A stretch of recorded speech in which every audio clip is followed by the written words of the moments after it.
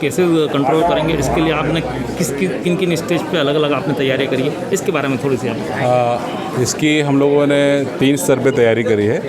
प्रमुखता हमने सबसे पहले जावद को पूरा सील किया है। हमने सारे एरिया को सबके आना जाना प्रतिबंधित कर दिया है और जावद के जितने लोग हैं उनको स्क्रीनिंग करा रहे हैं। आज हमारा तीसरा राउंड ऑफ सर्वे चालू हो गया है। ये सर्वे कल शाम या परसों सुबह तक ख़त्म हो जाएगा। इसके बाद हम लोग इस पर जितने लोग भी ILI या सारी के निकलेंगे उनको हम सैम्पलिंग कराएंगे। हमने जावद में सैम्पलिंग का जो दर है वो बहुत बढ़ा दिया है, जिससे कोई भी छुपा हुआ केस जो ILI सारी नहीं है बट हो सकता है एसिम्प्टोमेटिक हो, उन केसेस को भी आइडेंटिफाई करेंगे और उनका भी ट्रीटमेंट कराएंगे। इसके अतिरिक्त हम लोग नेक्स्ट स्टेज में जो बफर जोन के बाहर के भी जो लोग हैं उनको भी हम लोग चेक करेंगे। अभी बफर जोन कर रहे हैं। पूरा जावद में लगभग 15,800 जो पॉपुलेशन है उनका 2 बार सर्वे हो चुका है। ये आज तीसरा राउंड है और इसके बाद भी अगर कोई आदमी बचता है तो उसका भी हम लोग सर्वे में लेके उसको हम लोग उसके सैम्पलिंग कराएंगे। मेरा उद्देश्य सिर्फ यहाँ पे ये है कि जावद के जितने लोग हैं वो जितना ज़्यादा स्क्रीन हो जाएं, वो हमारे सर्विलेंस पे आ जाएं और उसके साथ फिर अगर उनको कोई तकलीफ़ होती है तो हम उसको तुरंत उसका हम लोग आइडेंटिफाई कर पाएँ और उसका उपचार कर पाएँ। साथ ही साथ अभी हम लोगों ने जावद सब डिवीज़न में 2 फीवर क्लिनिक की स्थापना भी हम लोग कर रहे हैं। फीवर क्लिनिक CSC में ही होती है, एक CSC जावद में हम लोग कर रहे हैं। तो यहाँ पे जितने बुखार के पेशेंट आएंगे उनको सेपरेटली देखा जाएगा, उनका एक सेपरेट डेटाबेस बनाया जाएगा जिससे उनकी मॉनिटरिंग हम लोग रोज़ कर पाएँ। सर इसके अलावा सर स्क्रीनिंग तो आप कर ही रहे हैं, क्योंकि आपने पहले भी 2 या 3 बार पहले भी एक्टिव स्क्रीनिंग भी करी, लेकिन अल्टीमेटली उसको अपन कहीं कहीं पकड़ नहीं पाए। अब इसके लिए सब क्या नई रणनीति? नहीं, देखिए क्या होता है, जैसे स्क्रीनिंग में हम बुखार और ऑक्सीजन सैचुरेशन चेक करते हैं। अभी जो केसेस आ रहे हैं वो सारे बिना लक्षण वाले हैं, तो जब तक वो किसी प्राइमरी कॉन्टैक्ट के संपर्क में नहीं है उसको ट्रेस कर पाना किसी भी व्यवस्था के लिए बहुत मुश्किल है। हम सब अगर हमारी जो जनसंख्या है नीमच की 10 लाख है, अगर उसमें सिम्टम नहीं आएंगे तो बहुत मुश्किल हो जाता है। तो सबसे पहला चीज़ तो ये है कि स्क्रीनिंग सर्वे निरंतर होता रहे।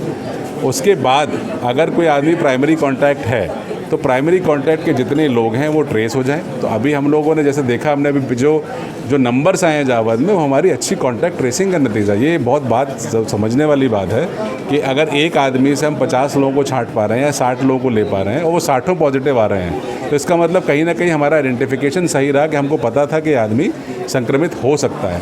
तो इसका एक अच्छा पहलू भी ये है कि आपको समझना होगा कि जो कॉन्टैक्ट ट्रेसिंग हो रही है वो काफ़ी हद तक अच्छी हो रही है, जिसमें लोग ज़्यादा से ज़्यादा एक आदमी से जितने ज़्यादा प्रभावित हो रहे हैं उनको हम पकड़ पा रहे हैं। सर ऐसा नहीं लगता सर, शुरुआती दौर में हमें ये आप सबको प्रशासन को ये लग रहा था मतलब ज़्यादा सैम्पलिंग होगी तो उसका स्प्रेडनेस की जो है कहीं कहीं दिक्कत ज़्यादा आएगी, और उसको लेकर आपने सैम्पलिंग कहीं कहीं कम करी, ऐसा कहीं कुछ? नहीं, ऐसा बिल्कुल नहीं है। देखिए, सैम्पलिंग का बहुत प्रोटोकॉल निर्धारित है।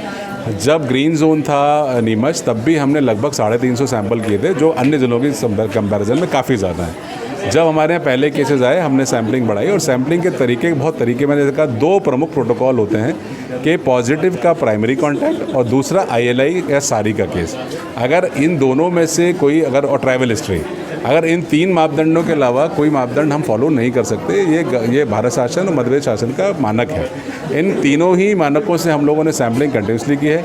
कई दिन नंबर घटते हैं, उसका रीज़न ये भी होता है क्योंकि उसके प्राइमरी कॉन्टैक्ट ख़त्म हो जाते हैं या ILI सारी का केस उस दिन कोई रिपोर्ट नहीं होता है। तो जैसे जैसे अब चूँकि सर्वे हम इसलिए एक्टिव सर्विलेंस का मतलब ही ये है कि कोई भी आदमी उसको बुखार का माइल्ड सिम्टम भी है वो भी अगर हमको पकड़ में आता है तो उसका भी फिर हम सैम्पलिंग कराएंगे। जैसा कल रात को आपने बोला था हम सैम्पलिंग की संख्या बढ़ाएंगे, तो अब सब किस आधार पर सब संख्या बढ़ाएंगे? जैसे मैंने कहा कि जैसे अभी कंटेनमेंट जोन में हम लोगों ने कुछ लोगों के सैंपल्स लिए हैं, साथ ही साथ जो हमारे एक्टिव सर्वे में ILI के केसेस आ रहे हैं हमारे ILI के केसेस निकल रहे हैं, उनको भी हम लोग ले रहे हैं। जो वरिष्ठ जन है, जो उनको अन्य बीमारियां भी हैं और उनको कहीं अगर ऐसा हल्का सा फीवर या इस तरह की हरारत भी होती है तो उसको भी हम सैंपल लेंगे। सर अब तक अब क्या, चूँकि अब ऐसी स्थिति है जावद में, अब क्या गोल है सर इस पूरे इसमें? कम से कम जैसे मैंने कहा कि हमारा मेजर जो फोकस है वो हमारी जो फीवर क्लिनिक एक तो वो रहेगा। सेकेंडली हमारे एक्टिव सर्वे कंटिन्यूसली चलते रहें। आज जैसे मैंने कहा ये 3rd राउंड है, इसके बाद 2 दिन बाद हम फिर एक और 4था राउंड चालू करेंगे।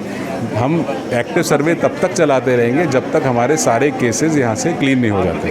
तो ये मेन गोल है। साथ ही साथ फीवर क्लिनिक हम लोगों ने स्थापित कर रहे हैं हम लोग यहाँ पे, जिससे कोई भी आदमी बुखार का है, अगर उसको लगता है कि सर्वे के बाद या सर्वे के बीच में जो हमारे गैप 2-3 दिन का जब गैप होता है उसमें अगर वो लगता है उसको बीमार हो रहा है तो फीवर क्लिनिक में जाए, जिससे फिर अगेन वो हमारी सर्विलेंस में आ जाएगा और फिर उसका हम सैंपल ले सकते हैं। सर अभी चूँकि बात करें, अभी आज यहाँ आंगनवाड़ी कार्यकर्ताओं का आपका यहाँ कार्यक्रम था, उसमें भी कहीं सोशल डिस्टेंसिंग और सबका जो है नहीं बिल्कुल बिल्कुल, आप हर कुर्सी अलग अलग जो है। बाहर निकले थे वो लगातार एक देखिए ये तो अब ऐसा है कि देखिए जब शासकीय इतना अति आवश्यक काम जब आपदा प्रबंधन को हो रहा है तो कुछ छोटी मोटी त्रुटियाँ हो सकती हैं।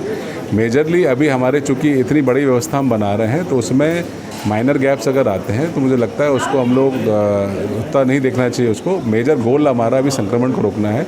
हमारी टीम सोशल डिस्टेंसिंग जितना पॉसिबल होता कर रही है, वो लोग खुद भी इसका ध्यान रखते हैं, वो लोग अपने डिस्टेंसिंग रखे हुए, मास्क लगाए हुए हैं, सैनिटाइज़र ले रहे हैं।